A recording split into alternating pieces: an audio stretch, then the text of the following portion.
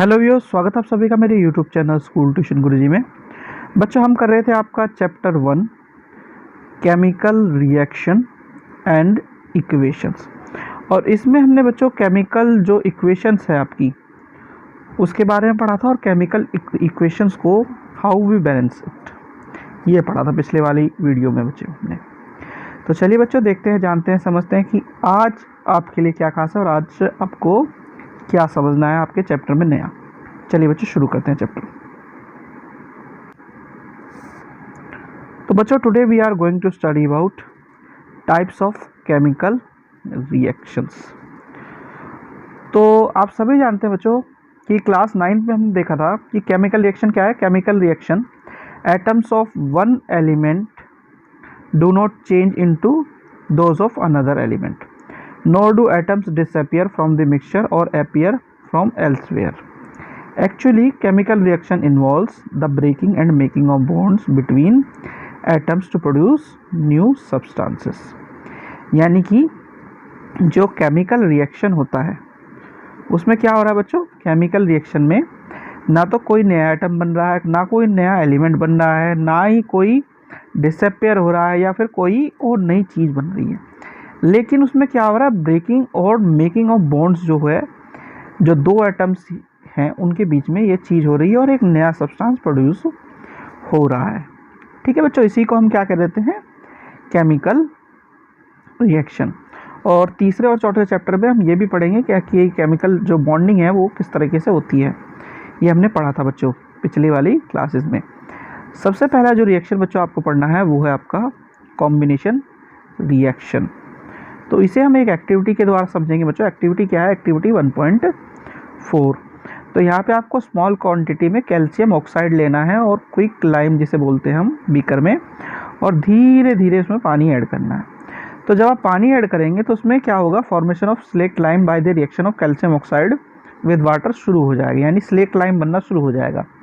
तो हम क्या करेंगे, थोड़ा सा टेम्परेचर को रेज होता हुआ देखेंगे। अब ये रिएक्शन की इक्वेशन है बच्चों आपकी, ये क्या कह रही है, calcium oxide reacts vigorously with water to produce slaked lime calcium hydroxide releasing a large amount of heat, यानी कि हीट रिलीज करता है बच्चों। और इस रिएक्शन में क्या हो रहा है बच्चों, in this reaction the calcium oxide and water combine to form a single product calcium hydroxide. Such a reaction in which a single product is formed from two और more reactant is known as combination reaction. यानी a reaction in which a single product is formed from two or more reactant is known as combination reaction बच्चों। अच्छा, आपको एक चीज़ और बताई गई है बच्चों। क्या बताई गई है कि ये solution of slate lime produce by the reaction, जो हमने ऊपर देखा था बच्चों, is used for white washing walls. Calcium hydroxide reacts slowly with carbon dioxide in the air to form a thin layer of calcium carbonate. यानी कि calcium hydroxide जब carbon dioxide के साथ रिएक्शन करता है तो क्या बनाता है बच्चों, कैल्शियम कार्बोनेट बनाता है। ठीक है, जो कि वाल पे हमें, दीवारों पे हमें नजर आती है। Calcium carbonate is formed after 2 or 3 days of white washing and give a shiny finish to walls. It is interesting to note that chemical formula for marble is also CaCO3। यानी कि मार्बल का और जो calcium carbonate है उसका same formula है, और जब हम वाइट वॉश करते हैं तो 2 से 3 दिन बाद हमें ऐसी शाइनी सरफेस पे देखने को मिलता है और उसमें वाटर अलग हो रहा है बच्चों। और कुछ बेसिक और एग्जांपल बताए हैं बच्चों, जैसे बर्निंग ऑफ कोल हो गया आपका, जिससे हमें क्या मिलता है बच्चों, कार्बन और ऑक्सीजन के साथ बर्न करने पे कार्बन डाइऑक्साइड मिल जाता है। फिर फॉर्मेशन ऑफ वाटर है बच्चों, हाइड्रोजन और ऑक्सीजन के मिलने से हमें क्या मिल रहा है बच्चों, H2O यानी वाटर मिल रहा है।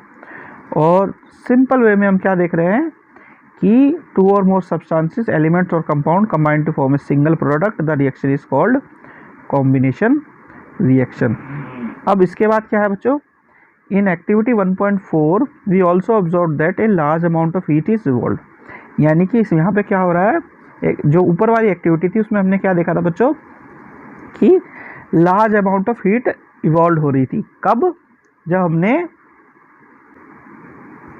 तो बच्चों जब हमने देखा कि जो CaO है, यानी क्विक लाइम और H2O का जब रिएक्शन हुआ तो हमें क्या मिला बच्चों, आपका स्लेट लाइम मिला, यानी CaOH2 मिल गया। तो इसमें क्या है, थोड़ा सा हीट का इवोल्यूशन हुआ और इस रिएक्शन में मिक्सचर क्या हो गया, गर्म होना शुरू हो गया। तो reaction in which heat is released along with the formation of product is called exothermic chemical reaction. यानी वह रिएक्शन जिसमें हीट इवॉल्व होती है उसे हम क्या कह देते हैं, एक्सोथर्मिक रिएक्शन की भी कह देते हैं। अब इसका क्या एग्जांपल है बच्चों, burning of natural gas, methane और ऑक्सीजन के साथ जलाने पर कार्बन डाइऑक्साइड और वाटर हमें मिलता है बच्चों। अब रेस्पिरेशन क्या है, रेस्पिरेशन भी एक एक्सोथर्मिक प्रोसेस है। क्यों, क्योंकि जब यहाँ पे डाइजेशन होता है तो सिंपल सब्सटेंसेस जो है मिलते हैं हमें after breakdown of complex food material. ठीक है बच्चों, तो इसलिए हम क्या कह देते हैं कि ये रेस्पिरेशन भी एक्सोथर्मिक प्रोसेस है और इसका रिएक्शन क्या है, ये वाला है बच्चों। ठीक है बच्चों, फिर एक और एग्जांपल है जो हम देखते हैं, वो क्या है बच्चों, decomposition of vegetable matter into compost is also known as example of exothermic reaction. और इसे हम क्या कर सकते हैं, एक जो एक्टिविटी थी हमारी उसके द्वारा हमने समझा था इसे बच्चों। ठीक है, अब बात कर लेते हैं बच्चों डिकम्पोजिशन रिएक्शन की। दूसरा रिएक्शन क्या है बच्चों, डिकम्पोजिशन रिएक्शन। इसमें क्या करना है, एक्टिविटी के माध्यम से इसे पढ़ेंगे बच्चों कि हमने क्या किया, 2 ग्राम फेरस सल्फेट के क्रिस्टल लिए ड्राई बॉइलिंग ट्यूब में और हमने नोट किया कलर जो है फेरस सल्फेट क्रिस्टल का। Heat the boiling tube over the flame of a burner और spirit lamp as shown in figure 1.4। यानी हमने क्या किया, उसको हीट किया और फिर हमने उसका कलर ऑब्जर्व किया कि इसका कलर कैसा अब है। तो बेसिकली इसमें हुआ क्या बच्चों कि जो फेरस सल्फेट था वो फेरस ऑक्साइड में चेंज हो गया। ठीक है बच्चों, हीट करने पर फेरस सल्फेट फेरस ऑक्साइड में चेंज हो गया और हमें अलग अलग चीज़ें देखने को मिल रही हैं बच्चों। तो बच्चों बेसिकली हो क्या रहा है यहाँ पे कि हमारा जो FeSO4 यानी फेरस सल्फेट जो क्रिस्टल है वो वाटर को लूज कर रहा है, डिकम्पोज हो रहा है और फेरिक ऑक्साइड में चेंज हो रहा है और साथ में प्रोडक्ट बन रहे हैं बच्चों सल्फर डाइऑक्साइड और सल्फर ट्राइऑक्साइड।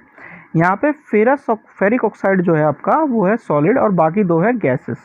ठीक है बच्चों, अच्छा एक चीज़ और समझते चलिए बच्चों कि हम लोगों को 3 तरह के डिकम्पोजिशन हमने देखे थे बच्चों। ये पहले वाला है बाय हीटिंग, कि अगर हम किसी चीज़ को हीट करें तो कैसा डिकम्पोजिशन होता है बच्चों। फिर है आपका दूसरे वाला डिकम्पोजिशन कौन सा बच्चों, कि decomposition of calcium carbonate to calcium oxide and carbon dioxide on heating. ये इंपॉर्टेंट डिकम्पोजिशन रिएक्शन है, इसमें इंडस्ट्रीज़ में यूज़ होता है, जहाँ पे कैल्शियम ऑक्साइड को हम देखते हैं जो कन्वर्ट हुआ होता है किससे, कैल्शियम कार्बोनेट के हीट करने से बच्चों।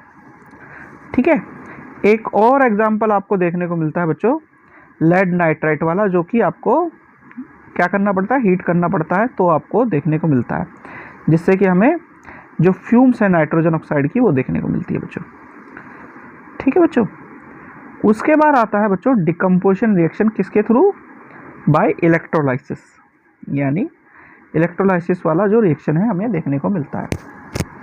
इसमें क्या करना है बच्चों आपको, इसमें आपको एनोड और कैथोड को जोड़ना है और वाटर को डिकम्पोजिशन हमें देखने को मिलता है जो कि हाइड्रोजन और ऑक्सीजन में डिकम्पोज हो जाता है और हमें अलग अलग जो टेस्ट ट्यूब्स है उसमें ये जो गैसेस हैं वो कलेक्ट हुई मिलती है बच्चों। और फिर एक आखिरी रिएक्शन जो हमें देखने को मिलता है बच्चों वो है by the way of sunlight. यानी सनलाइट के थ्रू हमें क्या मिलता है, देखने को रिएक्शन मिलता है। इसमें हमने क्या किया बच्चों, जो सिल्वर क्लोराइड है उसे सनलाइट में डिकम्पोज किया तो सिल्वर और क्लोराइड में हमें अलग अलग चीज़ें मिल गई, यानी सिल्वर मेटल मिल गया और क्लोराइड अलग हो गया बच्चों हमारा। और सिल्वर ब्रोमाइड भी इसी तरह का बिहेव करता है बच्चों।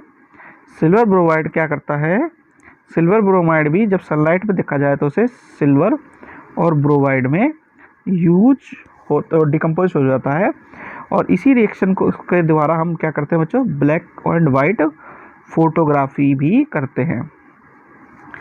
अब एक चीज़ समझ लीजिए बच्चों कि decomposition reaction require energy either in the form of heat, light और इलेक्ट्रिसिटी। यहाँ पे हमें एनर्जी देनी पड़ रही है, वहाँ पे एनर्जी क्या हो रही थी, कॉम्बिनेशन में निकल रही थी बच्चों। तो क्योंकि एनर्जी हमें यहाँ देनी पड़ रही है, तो the reaction in which energy is absorbed is known as endothermic reaction. यानी वह रिएक्शन जिसमें हमें एनर्जी क्या करे, देनी पड़े और एनर्जी अब्जॉर्ब हो रिएक्शन में, उसे हम कह देते हैं एंडोथर्मिक रिएक्शन। ठीक है बच्चों, तो बच्चों यहाँ पे हो गया ये वाला पार्ट आपका कंप्लीट। अगली वाली वीडियो में बच्चों हम करेंगे आपके क्वेश्चन आंसर्स। ठीक है बच्चों, तो वीडियो होगी आपकी कंप्लीट, और यहाँ पे ये वाला पार्ट भी। आशा करता हूँ आपको वीडियो अच्छी लगी होगी। अगर वीडियो अच्छी लगी हो तो चैनल को सब्सक्राइब करें, वीडियो को लाइक करें, शेयर करें। Thank you.